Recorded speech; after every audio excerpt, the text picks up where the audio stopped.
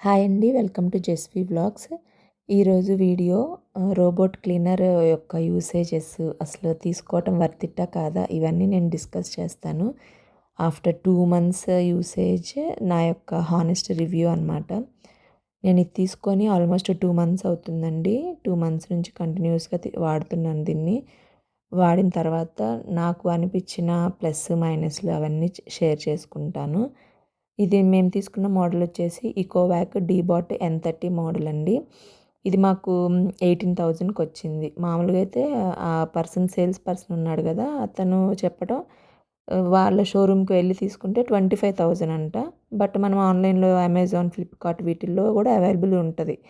అక్కడ మనకి ఏమన్నా కార్డ్స్ యూస్ చేయటం వల్ల అట్లాగా కొంచెం తగ్గింది. ఆ రోజు మాకు 18,000కే వచ్చింది. మామూలుగా అయితే 25,000 అది. మేము బుక్ చేసుకున్నాము. నెక్స్ట్ డేనే తను వచ్చాడనమాట, సర్వీస్ పర్సన్. వచ్చి తనే మొత్తం క్లీన్ అదంతా సెట్ చేశాడు. ఫస్ట్ అయితే తను ఒక రోబోట్ తెచ్చుకున్నాడు. దాంతో డెమో ఇవ్వమంటారా అని అడిగాడు. మేము వద్దు, ఇదే కొత్తదే మీరే ఆన్ చేసేసి చేయండి, అంటే ఏమన్నా మనకి ఒకవేళ అది రోబోట్ పని చేయకపోయినా డ్యామేజ్ ఉన్నా వెనక్కి వెంటనే ఇచ్చేయచ్చు కదా, సో ఇన్స్టలేషన్ అన్నీ కూడా కరెక్ట్గా వెళ్ళిపోతాయి అని చెప్పేసి మేము మాదే యూస్ చేయమని చెప్పాము. సో అతను తనే ఫిట్ చేశాడు.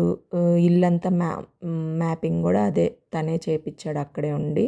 అంటే ఫస్ట్ ఇల్లంతా అది మ్యాప్ గీసుకొనిద్దనమాట. ప్రతి రూమ్కి వెళ్తుంది రోబోట్.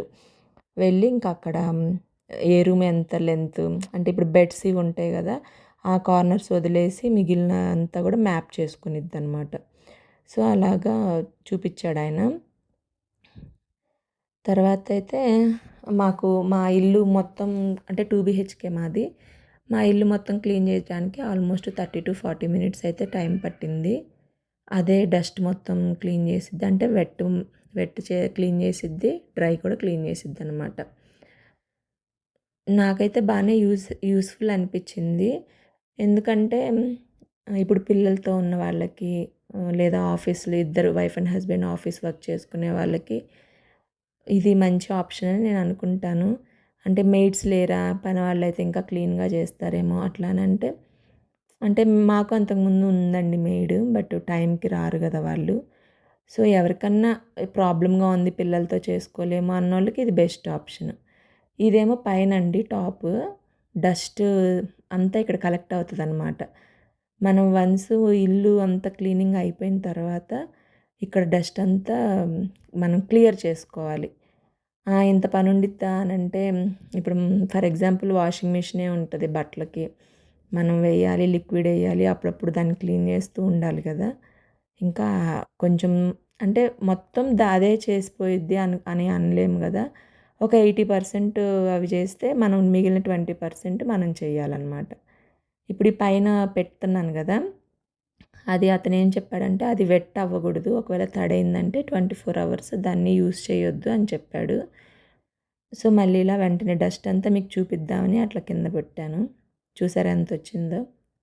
మనం చీపురుతో అన్నా కూడా రాని డస్ట్ కూడా దీనికి వస్తుంది అనమాట, చాలా క్లియర్గా వస్తుంది. ఇక్కడేమో వాటర్ పోయటానికి ఓన్లీ మినరల్ వాటరే పోయమన్నాడండి, ట్యాప్ వాటర్ పోయకూడదు. ఇదేమో యూస్ చేసిన తర్వాత చూసారా ఎలా అయిందో. దాన్ని అలా తీసేయచ్చు అనమాట. తీసేసి మనం ట్యాప్ కింద రన్నింగ్ వాటర్లో వాష్ చేయొచ్చు, మొత్తం క్లీన్గా పోయిద్ది, ఏం ప్రాబ్లం లేదు. సో అలా అనమాట. ఎవరన్నా ఇద్దరు వర్కింగే అయ్యి పిల్లలతోటి బాగా మెస్అప్ అవుతూ ఉంటుంది అన్న వాళ్ళకి ఇది మంచి ఆప్షన్ అనే చెప్తాను. బట్ మరీ ఓసీడీ ఉన్న వాళ్ళకి ప్రతి కార్నరు క్లీన్ అవుతుందా అంటే, మొండి మరకలు అయితే క్లీన్ అవ్వదండి, అదైతే చెప్తాను. నార్మల్ అప్పుడప్పుడు పడ్డ మార్కులు పోతాయి, కానీ ఏదన్నా మరక ఎండిపోయి ఉంటే మాత్రం అది పోదు, మనం మాన్యువల్గా చేయాల్సిందే.